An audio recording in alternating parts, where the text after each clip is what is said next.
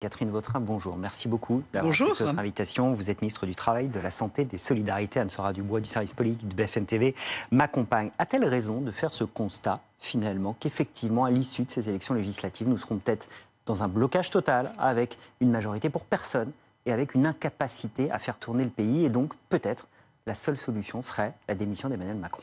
Alors, deux réponses. La première, c'est d'abord que nous allons prendre les élections législatives dimanche après dimanche et que le premier sujet, c'est déjà le 30 juin au soir. Et évidemment, c'est l'occasion de redire à nos concitoyens que le seul vote qui évite le chaos, c'est celui du bloc central, c'est-à-dire très concrètement les candidats Ensemble pour la Et on République. va y Maintenant, revenir. pour répondre à votre question, on a un outil dans notre pays que tout le monde a toujours respecté qui s'appelle la Constitution. Et la Constitution prévoit parfaitement le rôle, la responsabilité du président de la République. C'est ce qu'on appelle l'article 5 qui définit très concrètement les missions du président de la République et surtout qui l'installe dans deux éléments importants. La première, c'est qu'il incarne l'autorité de l'État et je pense qu'à un moment où le pays est bloqué, on a besoin effectivement plus que jamais que le président de la République soit là comme garant finalement en incarnant et deuxièmement il est le garant de notre indépendance. Donc quelque part il n'est absolument pas indispensable, loin de là, que le président de la République démissionne. Et au contraire, il permet de garder une stabilité de nos institutions. Donc rien n'oblige à ce que le président de la République ne démissionne. Et si il s'avérait que les élections législatives ne donnent pas une majorité au président de la République, nous serions dans une période de cohabitation. La question, c'est qui, effectivement, incarne cette cohabitation, mais nous n'en sommes pas encore là. Il incarne l'autorité par la Constitution. Sauf que si l'on prend la cote de popularité d'Emmanuel Macron, c'est l'Institut BVA qui l'a fait pour nos confrères d'RTL, 74% d'opinion négative. C'est plus d'opinions négatives que pendant les Gilets jaunes. C'est plus d'opinions négatives qu'au moment des décisions difficiles du confinement, du Covid.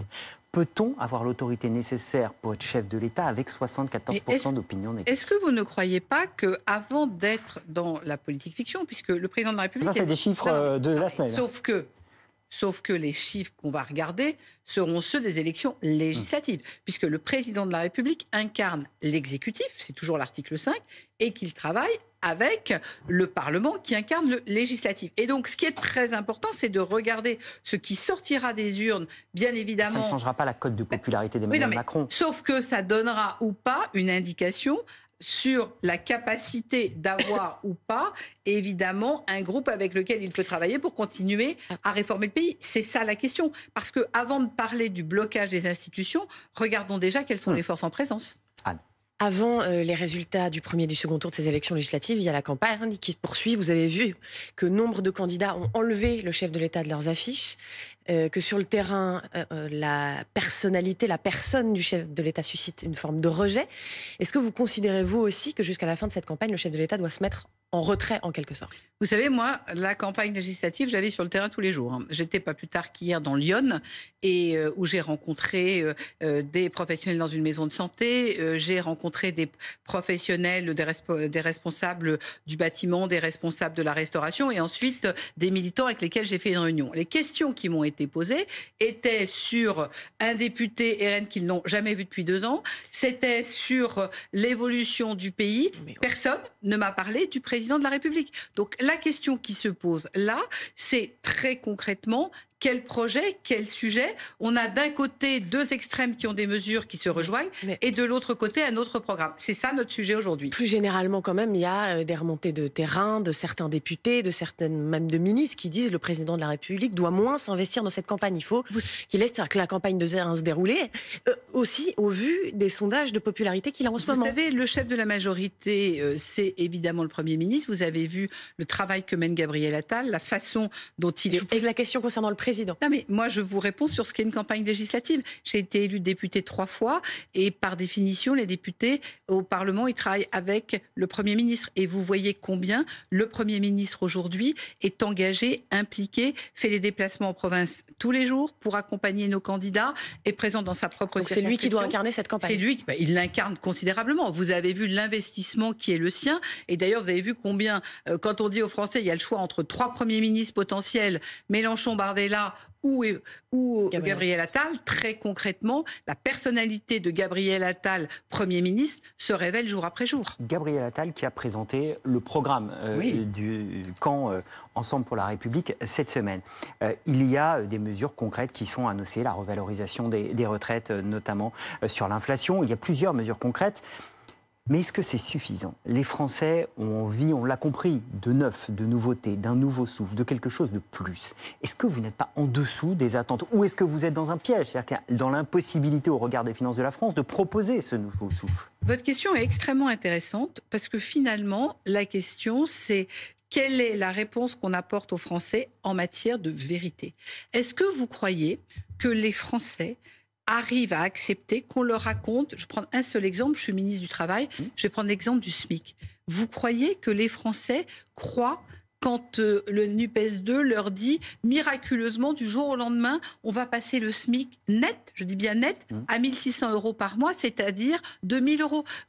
Ce qu'on oublie de dire aux Français, c'est que ce n'est pas l'État qui va payer ça. Ceux qui vont payer ça, c'est les entreprises. Vous croyez que demain, nos TPE, nos PME vont comme ça magiquement trouver cet argent qui sort je ne sais pas d'où pour augmenter les salaires? Mais les Français se disent aussi, vous n'avez pas assez fait pour mon pouvoir d'achat. Il faut arrêter de leur raconter n'importe quoi. Comment voulez-vous qu'il y ait une confiance entre les Français et les politiques quand on raconte des choses qui sont fausses? Le pouvoir d'achat, moi je veux bien en parler avec vous parce qu'il faut aussi qu'on rappelle, il y a des choses que tout le monde a oubliées. Je prends un exemple très simple, la taxe d'habitation. Qui se souvient que c'est cette majorité qui a supprimé la taxe d'habitation? Qui se souvient que c'est cette majorité qui a mis en place le partage de la valeur? Là encore, le ministre du Travail peut donner les chiffres.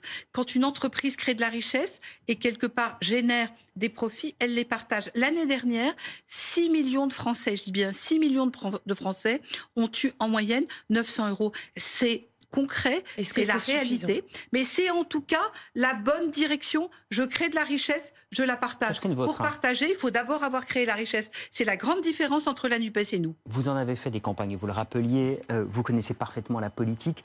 Comment peut-on se faire entendre quand on a été au pouvoir pendant aussi longtemps pour dire aux Français, on va changer les choses, on va vous apporter un souffle nouveau, on va répondre à vos attentes? C'est extrêmement difficile. Vous savez, je crois que ce qui est important, c'est de reprendre les fondamentaux et le quotidien de nos concitoyens. Parce que brasser des milliards tous les jours ne parle pas à nos concitoyens. Ce qui est important, c'est de répondre aux attentes qui sont les leurs et de donner des exemples concrets. Je prends le sujet de l'emploi. On était depuis 30 ans sur le chômage de masse et tout le monde disait le chômage, le chômage, le chômage. Sauf que, depuis 2017, 2,5 millions de Français ont retrouvé le chemin de l'emploi. L'apprentissage, c'était la voie de garage. Quand on est arrivé en 2017, il y avait en France 350 000 apprentis. Au moment où je vous parle, il y en a 853 000. 2 ans après leur formation, 70% d'entre eux sont en CDI. Ça, c'est du concret et ça apporte des réponses. Dans votre domaine, la réforme de l'assurance chômage, qui crée beaucoup d'inquiétudes. Vous dites, on verra fin juin, le président et le Premier ministre décideront. Ils font un nouveau décret non, on verra pas, au 1er juillet. Non, on verra pas, je vais que se passera-t-il? Quel sera le décret du 1er juillet? Regardons les choses. En 2017, il fallait avoir travaillé 4 mois sur les 24 derniers mois pour être indemnisé. Une première réforme, en 2019, a dit qu'il faudra travailler 6 mois sur les 24 derniers mois. Et c'est avec cette réforme de l'assurance chômage que nous avons accompagné nos concitoyens pour qu'ils retournent vers l'emploi.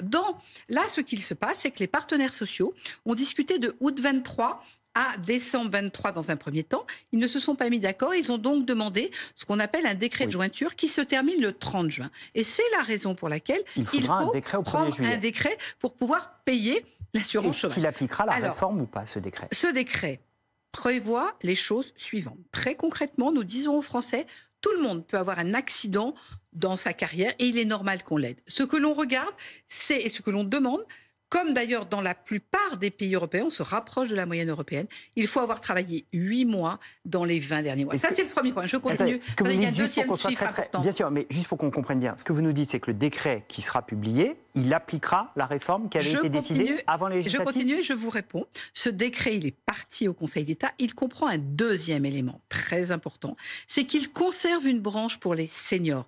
Parce que oui, c'est plus compliqué de retrouver un boulot à 55 ans qu'à 40. Et ce qu'on met en place, qui n'a jamais existé, parce qu'on a écouté les Français, c'est qu'on propose de prendre le dernier salaire et qu'on le compare au boulot que reprend la personne. Ça, c'est la réforme. Je me permets d'aller au bout. Et ce qu'on fait qui n'a jamais été fait, c'est qu'on dit aux Français, si le travail que vous avez retrouvé vous rémunère moins, on utilise votre allocation chômage en complément. Pour répondre à votre question jusqu'au bout, ce décret est parti au Conseil d'État et il est applicable au 1er décembre 2024, le temps que les systèmes d'information se mettent en place. Ce qui veut dire qu'au 1er juillet, c'est ce décret qui est applicable, mais dans les faits, il sera réellement applicable au 1er décembre. Je déduis deux choses. Un nouveau gouvernement pourrait donc revenir et refaire un autre décret entre le temps pour annuler cette réforme. Ça nécessite un nouveau décret dans tous les cas. Ça nécessitera un nouveau décret.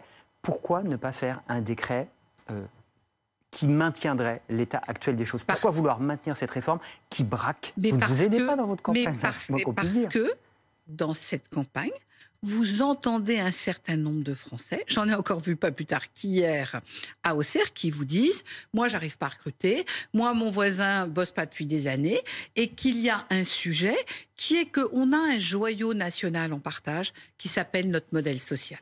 Ce modèle social, il coûte 670 milliards.